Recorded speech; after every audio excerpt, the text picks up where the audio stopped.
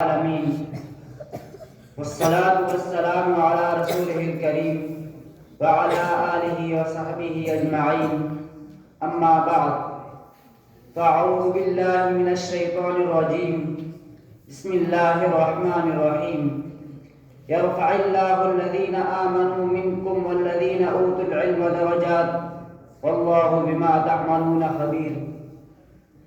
تعلیم سے کھلتے ہیں زمانے کے دریچے، تعلیم سے کھلتے ہیں زمانے کے دریچے، انسان کی پہچان ہے علم و ادب ہی سے۔ محترم صدر محفل، معزز اساتذہ کرام اور پیارے ساتھیوں، آج میں جس موضوع پر گفتگو کرنے جا رہا ہوں وہ نہ صرف ہماری انفرادی زندگی بلکہ پوری قوم کی ترقی کا راز ہے، اور وہ ہے تعلیم کی اہمیت۔ حضرات گرامی، تعلیم انسان کو حیوانیت سے نکال کر انسانیت کے مقام پر فائز کرتی ہے۔ یہ وہ روشنی ہے جو جہالت کے اندھیروں کو چیر کر علم و شعور کی شمع جلاتی ہے۔ قرآن یہی تعلیم ہے جو انسان کو بولنا سکھاتی ہے، سوچنا سکھاتی ہے اور زندگی کے ہر شعبے میں آگے بڑھنے کا حوصلہ دیتی ہے۔ قرآن مجید کی پہلی وحی ہی تعلیم کے متعلق نازل ہوئی۔ اقرأ بسم ربک الذی خلق، پڑھ اپنے رب کے نام سے جس نے پیدا کیا۔ یہ آیت ہمیں بتاتی ہے کہ اسلام کی بنیاد ہی علم و تعلیم پر رکھی گئی ہے۔ ہمارے پیارے نبی صلی اللہ علیہ وسلم نے فرمایا، علم حاصل کرنا ہر مسلمان مرد و عورت پر فرض ہے۔ یعنی اسلام صرف عبادت یا رسم و رواج کا نام نہیں بلکہ علم و عمل کے امتزاج کا نام ہے۔ علم کے بغیر عبادت میں روح نہیں، تعلیم کے بغیر ترقی ممکن نہیں۔ تعلیم انسان کو کیا دیتی ہے؟ تعلیم صرف کتابوں کا مجموعہ نہیں بلکہ شخصیت کی تعمیر کا عمل ہے۔ یہ انسان کو شعور، کردار، اخلاق اور سچائی کا پیکر بناتی ہے۔ ایک تعلیم یافتہ شخص نہ صرف اپنی زندگی بہتر بناتا ہے بلکہ اپنے معاشرے کو ترقی کی راہ پر گامزن کرتا ہے۔ سامعین، اگر ہم کسی قوم کو تباہ کرنا چاہتے ہیں تو اس کے اسکول و مدارس بند کر دیجئے، اس کے استادوں کی عزت ختم کر دیجئے، پھر دیکھیے وہ قوم خود بخود اندھیروں میں ڈوب جائے گی۔ دنیا کی تاریخ گواہ ہے، جو قومیں تعلیم یافتہ ہوئی اور ترقی یافتہ بن گئی۔ جاپان، چین، جرمنی، یہ سب ممالک جنگوں میں تباہ ہوئے مگر انہوں نے تعلیم کو اپنی ترجیح بنایا، اور آج وہی قومیں دنیا کے نقشے میں عروج پر ہے۔ بدقسمتی سے ہمارے معاشرے میں تعلیم اب بھی سب کے لیے برابر میسر نہیں۔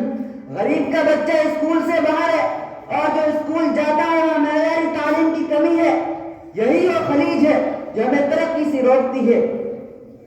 آج ہمیں دینی تعلیم کے ساتھ ساتھ عصری علوم کی بھی اشد ضرورت ہے، کیونکہ ایک مسلمان صرف مسجد یا مدرسے تک محدود نہیں بلکہ وہ سائنسدان بھی بن سکتا ہے، ڈاکٹر بھی، انجینئر بھی۔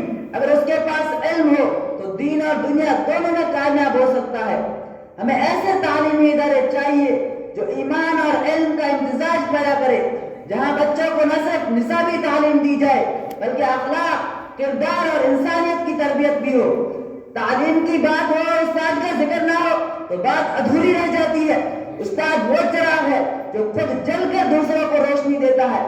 یہی وہ شخصیت ہے جو پتھروں کو تراش کر ہیرا بناتی ہے۔